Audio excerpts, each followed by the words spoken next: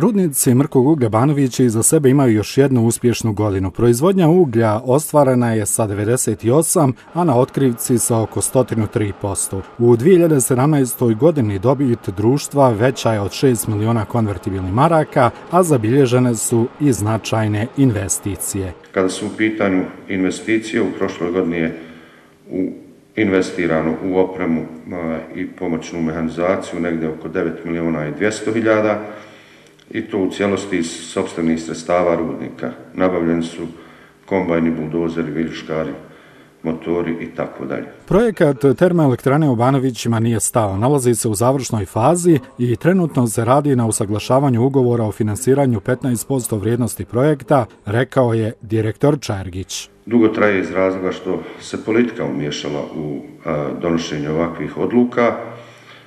Mi se nadamo iskreno da ćemo i ovih 15% zatvoriti sa domaćim bankama ili sa nekom drugom bankom. U fazi su razgovori sa Exim bankom Mađarske. Vlada i ministarstvo su prije 7-8 dana dostavili nam potvrdu za banke kojom se obavezuju bankama da će izdati garanciju u slučaju da odobre kredit.